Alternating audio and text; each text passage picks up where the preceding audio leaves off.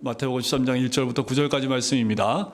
그날 예수께서 집에서 나가사 바닷가에 앉으심에 큰 무리가 그에게로 모여들거늘 예수께서 배에 올라가 앉으시고 온 무리는 해변에 서 있더니 예수께서 비유로 여러 가지를 그들에게 말씀하여 이르시되 씨를 뿌리는 자가 뿌리러 나가서 뿌릴새 더러는 길가에 떨어짐에 새들이 와서 먹어버렸고 더러는 흙이 얇은 돌밭에 떨어짐에 흙이 깊지 아니하므로 곧 싹이 나오나 해가 돋은 후에 타서 뿌리가 없으므로 말랐고 더러는 가시떨기 위에 떨어짐에 가시가 자라서 기온을 막았고 더러는 좋은 땅에 떨어짐에 어떤 것은 100배 어떤 것은 60배 어떤 것은 30배의 결실을 하였느니라. 귀에 있는 자는 들으라 하시니라. 아멘. 여러분들 성경을 다 펴놓으시고 오늘은 23절까지 이 씨 뿌리는 비유에 대한 전반적인 예수님의 해석까지 함께 보면서 말씀을 함께 나누려고 합니다. 자, 이 비유를 이해하기 위해서는 왜 이 비유의 가르침이 마태복음 13장에 등장하는지를 알 필요가 있습니다. 13장 자체는 이 하나님 나라 천국 비유가 몰려있는 장입니다. 왜 13장에 이렇게 천국 비유를 많이 하셨을까? 그럼 그 배경이 있겠지요. 그래서 왜 사람들은 예수님과 예수님께서 전하시는 능력의 말씀에 반응하지 않는지, 그것이 오늘 이 말씀의 핵심이기도 합니다. 예수님께서 이 땅에 오셔서 능력의 말씀을 전파하시지요. 세상에 그 어떤 말씀의 달인이 있다 할지라도 예수님만큼 말씀을 잘 전하는 사람은 없을 겁니다. 그만큼 예수님의 말씀은 권세가 있고 능력이 있지요. 산상설교에서 그 말씀을 들었던 많은 무리들이 반응을 합니다. 그 반응을 기록하고 있는 것이 7장 28절 29절인데요. 예수께서 이 말씀을 맞으심에 무리들이 그의 가르침에 놀라니 이는 그 가르치는 것이 권위 있는 자와 같고 그들의 서기관들과 같이 아니함이러라 라고 무리들이 이렇게 고백을 합니다. 그만큼 예수의 말씀이 얼마나 좋았고 또 듣는 말씀들 가운데 이렇게 권위 있는 말씀이 없을 정도로 사람들이 다 놀랐다라고 표현을 합니다. 당시의 서기관들은요, 최고의 성경학자였습니다. 그리고 최고의 성경 교사들이었습니다. 즉 최고의 설교자들이었는데 예수님은 그들과 달랐다라는 것이요. 뭐가요? 일단 듣는데 그 말씀의 권위가 있었다라는 겁니다. 이것이 대중의 일반적인 평가입니다. 하지만 그들이 예수를 믿었다는 얘기는 나오지 않아요. 특이하지요? 사실상 마태복음의 이야기가 전개되면서 예수님께서는 이 종교 지도자들에 의해서 점점 더 미움을 받게 됩니다. 그리고 회당의 문은 점점 예수님께 닫혀가게 되고 거부하는 대중들도 적지 않게 등장을 합니다. 먼저 13장과 근접한 배경을 살펴보자면 10장부터 볼 필요가 있습니다. 13장에 천국 비유가 나오게 된 배경을 10장부터 볼 필요가 있는데 10장은 어떤 내용이냐면 예수님이 12제자를 부르시고 그들을 둘씩 짝지어서 파송하는 파송설교가 나오는 장이 10장의 내용입니다. 주님께서 그들에게 말씀하십니다. 영접하는 자만 있는 것이 아니라는 것이요. 복음을 거절하는 자들도 있겠다라고 말씀하십니다. 제자들에게 그러면서 그들을 두려워하지 말라. 오히려 하나님을 두려워하라. 그리고 하나님을 경외하라. 라고 말씀을 합니다. 그 11장에 가면 옥중에 있는 세례 요한이 제자를 보내면서 예수님에게 질문을 합니다. 오실 그 이가 당신이 맞습니까? 라고 질문을 던지면서 시작을 합니다. 세례 요한의 마음에 의심이 온 거죠. 왜 이런 의심이 왔을까? 왜냐하면 세례 요한이 기대하고 있었던 메시아의 모습과 달랐기 때문에 그렇습니다. 주님은 이사의 말씀을 그 제자들에게 주면서 이사의 말씀이 자신의 메시아 되심을 확증할 뿐만 아니라 더 나아가서 뒷부분에 보면 피리를 불어도 울지 않고 춤추지 않고 슬피 울어도 가슴을 치지 않는다고 하는 당시의 아이들의 놀이 문화를 가지고 예수님의 말씀에 반응하지 않는 그 시대 사람들을 책망하시는 말씀을 하세요.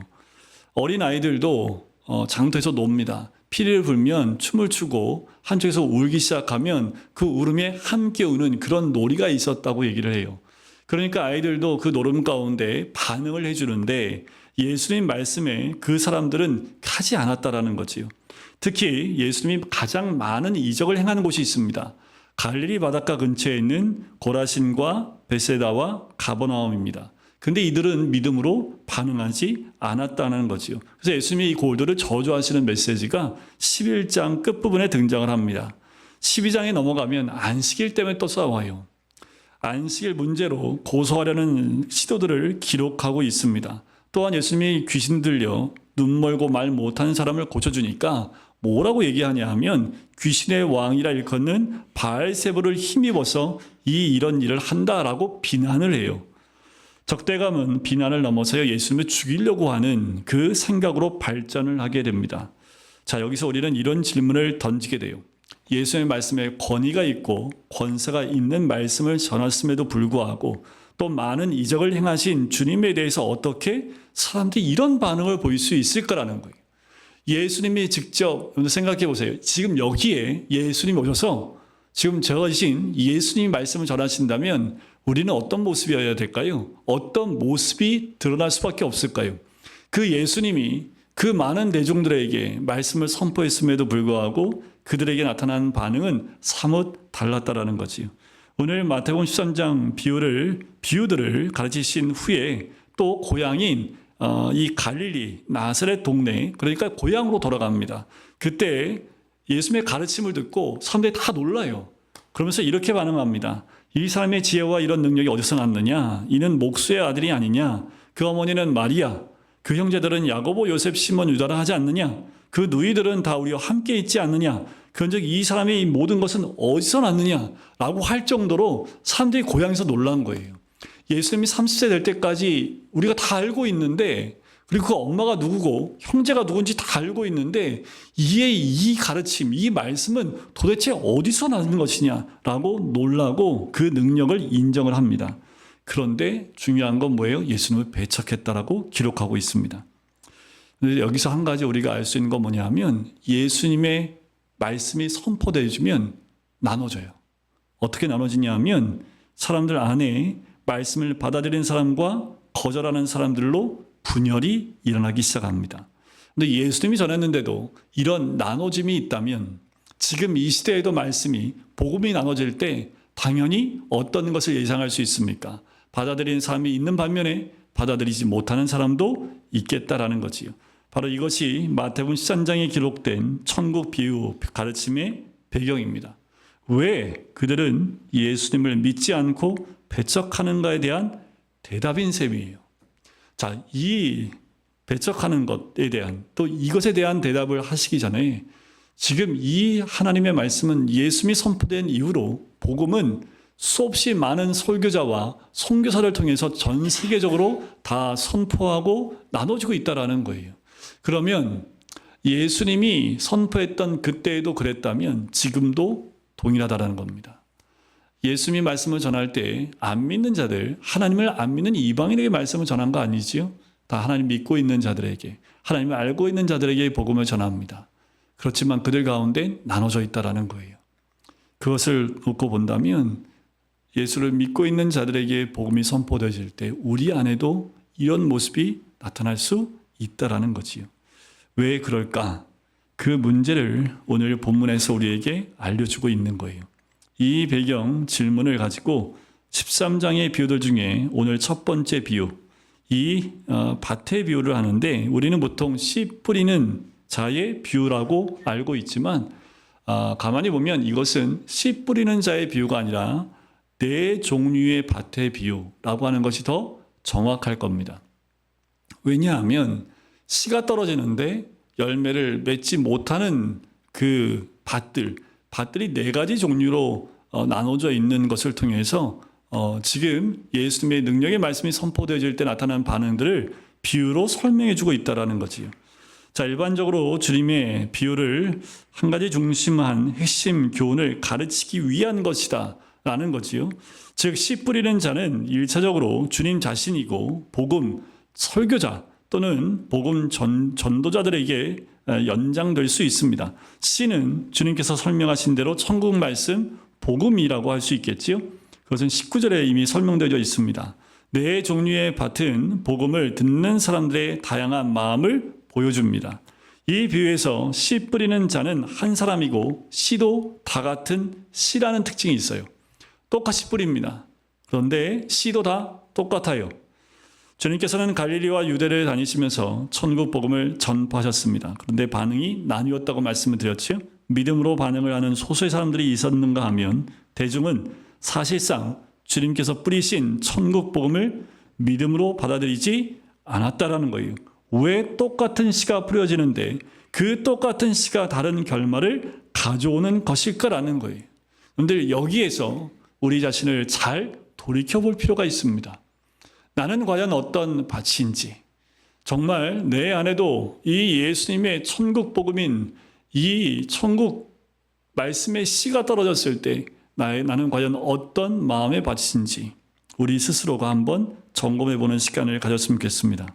복음 사역자로 부름받은 사람들이 신실하게 그 복음을 전한다고 할 때 그 결과는 다를 수 있다는 것을 우리에게 이 씨 뿌리는 이 네 가지 종류의 밭의 비유에서 우리에게 보여주고 있습니다. 자, 주님께서 말씀하신 그 밭은 네 종류인데 이것들은 복음을 받아들이는 사람들의 다양한 마음을 보여줍니다. 첫 번째가 4절에 나와 있지요. 덜어는 길가에 떨어짐에 새들이 와서 먹어버렸다라고 얘기합니다. 자, 밭을 만들게 되면 우리나라도 밭이 딱 있으면 그 사이사이로 길을 만들어 놓지요. 농부도 걸어가야 되고 사람들도 통과해야 되기 때문에 길이 다 나 있습니다. 자, 그 길은 사람들이 많이 밟고 다니기 때문에 딱딱하게 굳어져 있습니다. 이 땅은 씨가 뿌려져도 흙 속으로 이 씨가 들어갈 수 없지요. 이것은 굳은 마음 혹은 문을 굳게 걸어 잠근 마음을 가리킵니다. 비록 우리가 다 예배 드리러 와 있지만 선포되는 말씀을 귀로 듣고 있을 수는 있지만 그 복음을 전혀 받아들일 마음이 없는 것을 의미해요. 이것은 대개 교만과 무지로 인한 겁니다. 자기의 생각과 주장, 자기 경험이 옳다는 생각 속에서 하나님 말씀을 판단하는 자리에 서 있기 때문에 그래요. 그래서 이런 분들의 특징은 뭐냐 하면 굉장히 논쟁적입니다. 비판적입니다. 그래서 말씀을 받아들이는 것이 아니라 말씀을 논쟁거리로 만들고 비판하는 그 위치에 서게 되지요. 이런 교만한 태도는 사실상 영적 무지와 조금도 다르지 않습니다. 이 모습은 복음서에 잘 등장하는 예수님을 대적하고 어떻게든 예수님께 흠집을 내려고 했던 바리새인과 서기관과 같은 존재들에게서 이런 마음을 찾아볼 수 있어요. 이들은 다 예수님이 말씀을 선포하시던 그 자리에 다 있었던 사람입니다. 그런데 이들이 있었던 이유는 뭐예요? 책을 잡기 위해서입니다. 예수님의 말씀에 무엇인가 잘못을 찾아내기 위해서 말씀을 틀었던 사람이지요. 이런 마음은 들을수록 마음이 더욱 완악해지고 굳어져요. 결국 그들이 예수님을 죽이려고 작정한 것처럼 그 마음이 완악해진다는 거지요. 이것은 교회 밖에 있는 사람들만의 문제가 아닙니다. 예배당 안에서도 교회 안에서도 이런 사람들이 있을 수 있다는 거지요. 여기에 우리가 주목할 한 가지 주님의 설명이 있습니다. 4절에 보면 새들이 와서 먹어버렸다는 표현이 있어요. 그런데 이 부분을 설명하는 절이 19절에 나오는데 거기에는 악한 자가 와서 그 마음에 뿌려진 것을 빼앗나니라고 이야기를 합니다. 자, 이런 마음의 태도는요, 결국 악한 자인 사단의 역사와 관련이 있다라는 것을 말씀해주고 있는 거예요. 고린도후서에 사도 바울이 이렇게 얘기합니다. 이 세상의 신이 믿지 아니하는 자들의 마음을 혼미하게 하여 그리스도의 영광의 복음의 광채가 비추지 못하게 함과 같은 것, 바로 이 설명과 같다라는 거지요. 여러분, 우리는 이런 자리에서 하나님 말씀을 들은 적은 혹시 없습니까? 여러분, 지금은 어떠신가요? 두 번째는 5절에 나오지요. 두 번째 밭은요, 더러는 흙이 얇은 돌밭에 떨어짐에라고 쓰여 있습니다. 실제로 팔레스타인 땅에 가면 석회석 지층 위에 흙이 덮여 있는 이런 밭이 흔했다고 얘기를 해요. 여기서 주님은 흙이 깊지 않으므로 곧 싹이 나오나 해가 돋은 후에 타서 뿌리가 없으므로 말랐다라고 설명을 해요. 이 설명은 20절과 21절에서 설명을 하고 있는데 말씀을 듣고 즉시 기쁨으로 받되 그 속에 뿌리가 없어 잠시 견디다가 말씀으로 말미암아 환난이나 박해가 일어날 때에는 곧 넘어지는 자라라고 설명을 합니다. 이 믿음은요, 좀 피상적인 마음의 상태라고 할 수 있습니다. 그러니까 깊이를 원하지 않아요. 그냥 가벼운 마음이길 원합니다. 그냥 신앙생활을 가볍게 하는 거지요. 금방 뜨거워져요. 금방 반응을 나타냅니다. 그렇지만 뿌리를 내리지 못하는 거지요. 겉으로는 한없이 부드럽고 은혜를 잘 받는 부드러운 마음이지만 바로 그 껍데기 아래에 들어가면 깨지지 않는 여전히 완악한 바위와 같은 속마음이 있다라는 거예요. 그의 속마음은 성령님에 의해서 부서지지 않은 채 여전히 자아와 독선과 아집과 주장이 가득합니다. 그래서 믿음 가운데 못 나가는 거예요. 여러분들 구원 얻은 믿음은요, 바로 성령님께서 이 단단한 속마음까지도 다 부수시고 산산조각 내서 부드러운 마음을 만드신 거예요. 그 마음을 주신 거지요. 이것이 성령님의 거듭나게 하시는 역사입니다. 그러나 이 사람 속에는 그런 증거가 없는 거예요. 외면적인 태도는 믿음이 좋은 사람인 것처럼 드러날 수밖에 없어요. 왜냐하면요, 말씀이 선포될 때마다 그 말씀에 빨리 반응할 수 있기 때문에 그래요. 하지만 그는 깊이를 원하지도 추구하지도 않습니다. 이런 식의 신앙생활은 결국 시간이 그 신앙의 진위를 드러내 보입니다. 말씀으로 인해서 환난과 박해 같은 어려움이나 손해를 보는 일이 일어날 때 곧 넘어집니다. 참된 믿음의 요소인 인내가 없어요. 피상적인 태도는 위험합니다. 그것은 뿌리 없는 신앙, 거짓 신앙이에요. 하나님을 깊이 인격적으로 알려는 마음이 없다라는 거예요. 하나님을 더 깊이 만나야 그 깊이 가운데에서 흔들리지 않는 믿음 가운데 설 수 있는 겁니다. 은혜는 쉽게 받을지 모르지만 깊이 있게 뿌리를 내리는 것에 대해서 별 관심이 없습니다. 왜요? 포기하고 싶지 않은 내 마음이 있기 때문에. 사람들에게 드러나는 모습은 굉장히 유연하고 또 복음과 말씀에 반응하고 또 은혜 받은 사람처럼 보일지 모르지만 얼마 가지 않아 교회에서 찾아볼 수 없는 그 자리에 있을 수도 있다라는 거지. 세 번째로 주님께서 7절에 보면 더러는 가시 떨기 위해 떨어짐에 가시가 자라서 기운을 막았다라고 말씀하지요. 길가하고요, 흙이 얇은 돌밭은 내부의 문제입니다. 마음의 문제지요. 그런데 이 가시 떨기 이 밭은요, 외부의 문제가 있습니다. 자, 주님께서 22절에 설명을 하십니다. 말씀을 들으나 세상의 염려와 재물의 유혹에 말씀이 막혀 결실하지 못하는 자라고 설명하지요. 그래서 막혀라는 단어가요, 원어에 보면 질식시킨다라는 뜻이 있습니다. 질식시킨다. 근데 우리의 믿음을 질식시키고 말씀을 질식시키는 게 뭐라고요? 여기에 나와 있는 세상의 염려와 재물의 유혹입니다. 분명히 복음을 추구하는 것 같이 보여요. 분명히 말씀을 듣는 사람입니다. 그 말씀이 그 심령 안에서 자랄 수 없도록 질식시키는 요소들이 그 삶에 너무도 많습니다. 세상의 염려와 재물의 유혹이라고 성경은 이야기하지요. 이것이 하나님 말씀을 질식시키는 대표적인 요소들입니다. 특별히 여러분들 공관복음에 등장하는 부자 청년이 이에 해당이 됩니다. 자, 그가 예수님께 찾아와서 질문을 합니다. 선생님, 무슨 선한 일을 하여야 영생을 얻으리이까? 라고 질문을 하지요. 주님께 물어봤을 때 10계명을 준수하며 살려는 열심도 가진 청년이었음을 우리는 확인해 볼 수 있습니다. 주님께서는 그 청년에게 말씀하셨고요. 청년은 들었습니다.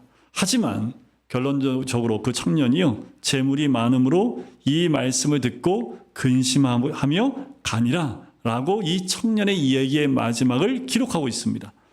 청년이 주님의 말씀을 들었으나 따르지 않은 것은 가진 재물이 많았기 때문이다라고 성경은 지적을 해요.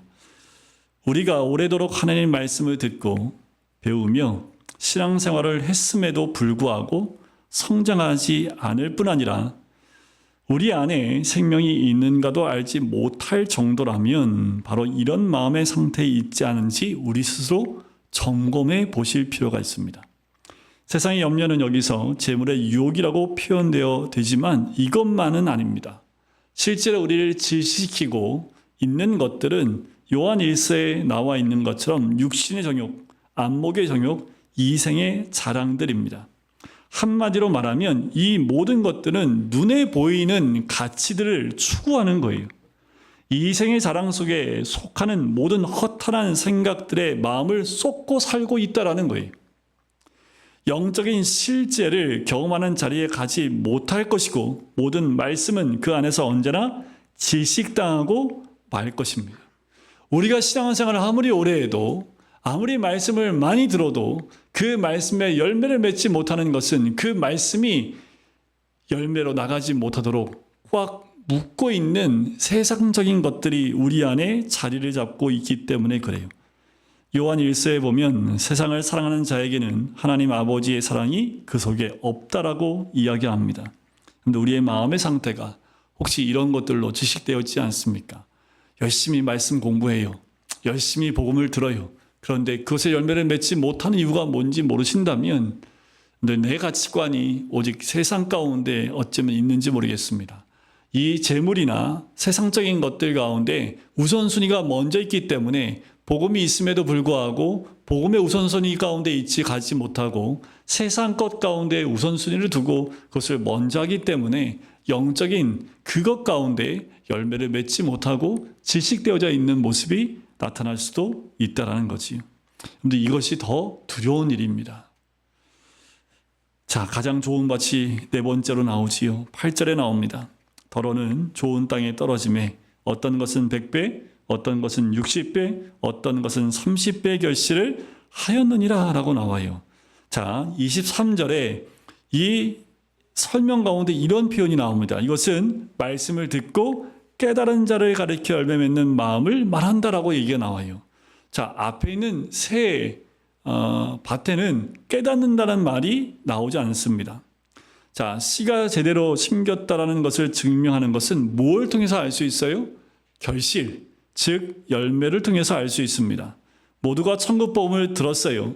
즉시 기쁨으로 받기도 했습니다. 그런데 유독 여기에서만 깨달았다라는 말씀이 기록되어져 있는 거지요. 듣는 것을 깨닫지 못하면 열매가 없습니다.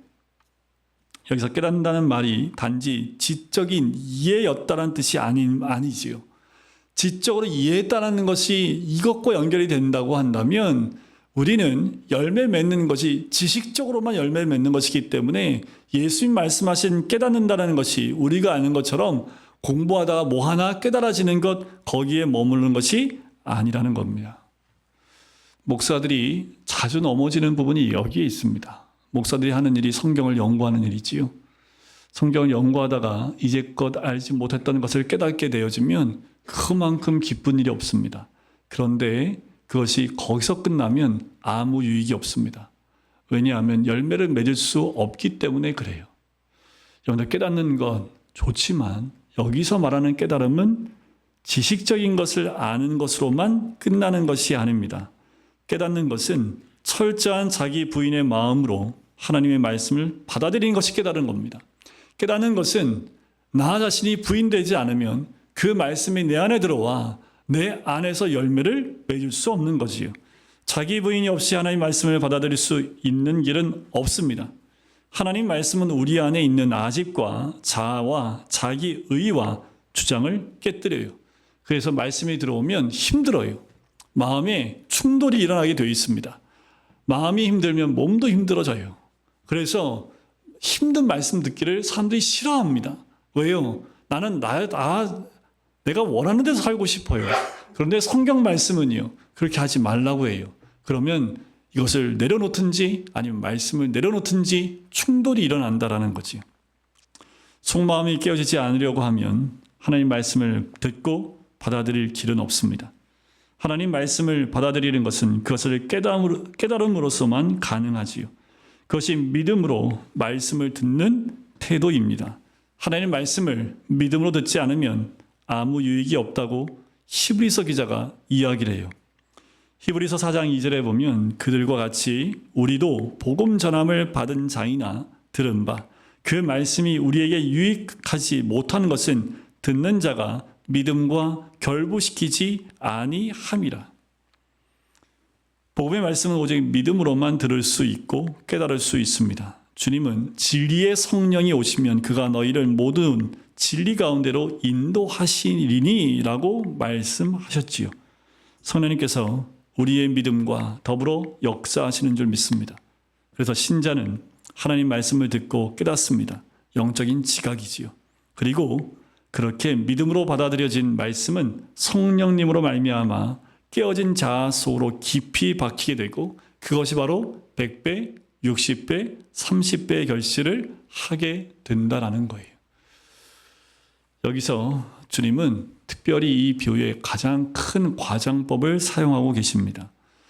여러분들 이걸 쭉 읽으면서 우리의 눈에 가장 크게 이게 탁 보이는 거, 그리고 머릿속에 각인되는 게 100배, 60배, 30배지요. 왜 예수님이 이 표현을 했을까라는 거예요. 말도 안 되죠. 여러분들 농사를 하는데 이삭처럼 그해 100배의 결실을 얻었다. 이거는 특별한 상황입니다. 이거는 있을 수도 없어요. 지금 사회에서도 이게 기계화되고 아무리 적절하게 잘해도요. 하나 심었는데 100배 열면 이거는 불가능합니다. 그러니까 농사 짓는 사람들이 이 말씀을 보면 뭐가 눈에 확 들어올까요? 100배, 60배, 30배. 지금 농사 안 지어도 우리 눈에는 기도할 때마다 늘 얘기하는 게 뭐예요? 네, 60배, 30배, 60배, 100배 열매를 이것만 강조하잖아요. 그만큼 예수님이 이 과장법을 쓰시고 말씀하신 이유가 있어요. 그만큼 이 네 가지 밭의 비유가 그만큼 중요하고 그 가운데 이 좋은 밭이 얼마나 중요한지 여러분 그 첫 열매는 사실상 순종의 열매입니다. 말씀을 듣고 영적으로 깨달은 사람은 순종으로 그 첫 열매를 드러내지요. 그리고 이것은 시작일 뿐입니다. 하나님께서는 이 천국 복음의 씨가 그 사람 안에서 감히 상상도 할 수 없을 만한 결과를 만들어낸다라는 거지요. 듣고 깨달은 사람은 그 복음의 증인이 되게 되고 그로 말미암아 수많은 심령들이 복음을 듣고 살아나는 역사를 이루게 됩니다.